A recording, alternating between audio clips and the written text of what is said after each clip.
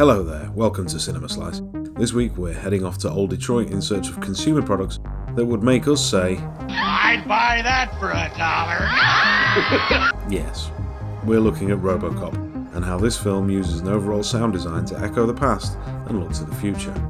I'm Mr. W and I'm here to say, enjoy this video or there will be trouble. Sorry, I couldn't help it. This film was the first request we received in our comments, so be thankful to Technicolor Fox for that. Kudos to them for putting that comment on the Tremors video we made that definitely isn't our least popular video, destroying my faith in all things good and holy. RoboCop is a 1987 film directed by notably, we'll call him eccentric Dutchman Paul Verhoeven. It was distributed by Orion Pictures, which if you're my age probably gives you that warm shot of nostalgia from seeing the logo. A couple of months ago it was my birthday, go me, and my wife bought me the excellent Arrow Special Edition Blu-ray of RoboCop. Look, it even comes with a car sticker that I'm unlikely to put in my terrible car. The car sticker is probably worth more. Arrow editions are really special and this one doesn't disappoint. I'd also watched the film recently as part of a lockdown watch-along with some of my students where I throw snippets of insight and trivia into the internet hellhole called Twitter and they pretend to listen, which is nice of them. All of this RoboCop information was swimming around my brain when I noticed that the film had actually won the Academy Award for sound editing. Side note, during the awards themselves, Paul Reubens was on stage playing his Pee Wee Herman character, inexplicably popular in America, and the subject of Tim Burton's directorial debut, and still a couple of years off overexposing himself, let's put it that way. Anyhow, he was rudely interrupted by Ed209, who complained that he deserved the Best Sound Editing Oscar, and threatened to shoot Pee Wee, who then, I'm not joking, flew into the sky, escaping the hail of non-bullets, and was eventually saved by a version of RoboCop, who inaccurately fires a green laser and managed to talk without moving his lips. So, there. Alright, Pee Wee. It's safe to continue giving the award now. Thanks, RoboCop. Back to the main bit. What is Best Sound Editing? Well, in Academy history, it's been renamed a couple of times. Best Sound Effects, Best Sound Effects Editing. But what it has always referred to is the creation and use of sound effects in a film to give it that well-rounded soundscape. So this isn't the score or the music, it's something entirely different. But at the same time, they have to work together. It rewards the people who make sound effects, including the Foley artists, those gravel botherers who make really good footstep sounds on the archers. So before I delve fully into that, I want to talk quickly about why you aren't subscribed to this channel. You know what you need to do. Allow my stop motion animated friend to give you a nudge. You have 20 seconds to comply. I think you'd better do what he says, Mr. Kenny.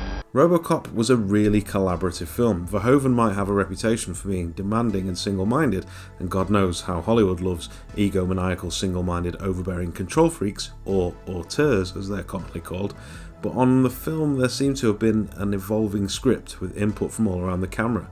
Verhoeven and screenwriter Ed Neumeyer confirmed that even Peter Weller, the man in the suit, got in on the act, coming up with this line. They'll fix you.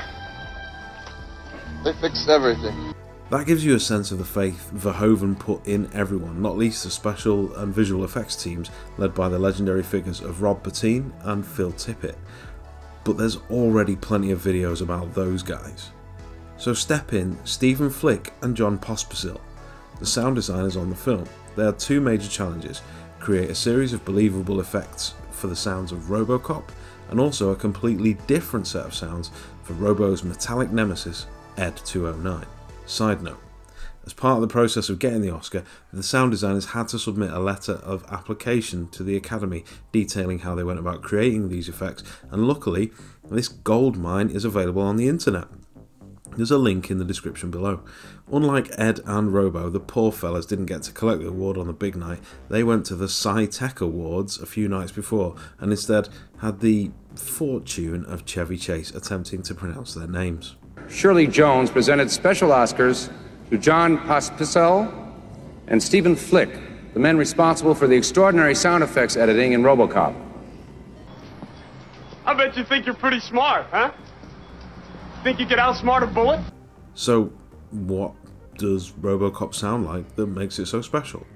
The sound designers did all sorts of crazy tricks, but one of them was recording the innards of a VCR up close to find all of the weird hums and whirs and clicks that RoboCop makes as he moves around.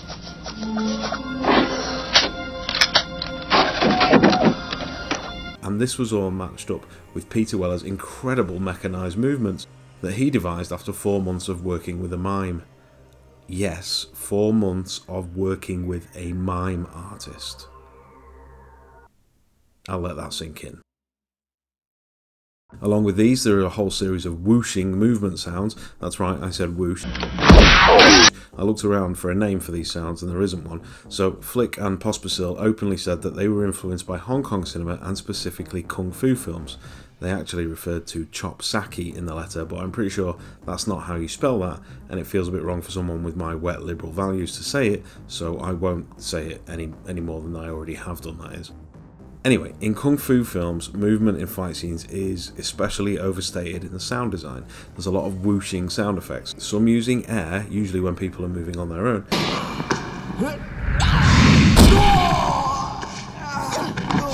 and some using fabric for added texture and a bit of weight.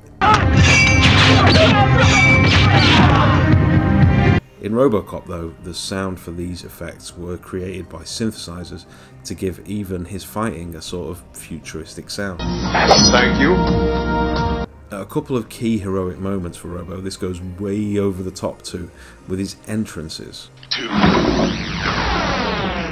Here the sound is so big it seems like it's disconnected from the film, like it's not a sound he's made at all, it's more of an announcement from the film. It's coupled with this electronic hum that sounds like a generator pushed way up in the sound mix. I'll buy that for $1. Then there's the picture that Flick and Pospisil submitted alongside the letter. Apparently getting the sound of Robo's footsteps was incredibly tricky. They needed the right kind of resonance and depth, but wanted to keep it with some kind of light clinking sound. The reason for that was so that they could ape spaghetti westerns and have the silvery sheriff of RoboCop sound like he's wearing spurs. RoboCop is himself the newest interpretation of the Wild West lawman.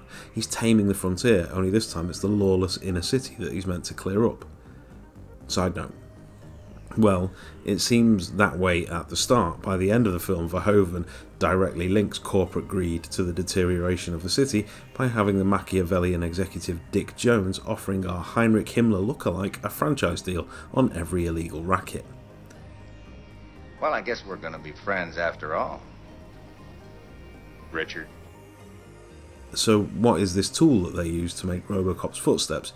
It's the timing chain from a large truck coiled in on itself and attached to these handles so that they could work it.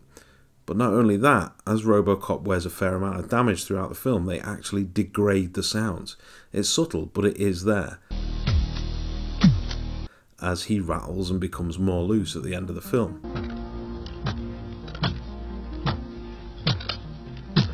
Ed 209 was an entirely different prospect. He's much less definably human, so Flick and Pospisil set about creating a more animalistic range of noises with pig squeals and jaguar roars mixed into his vocal range.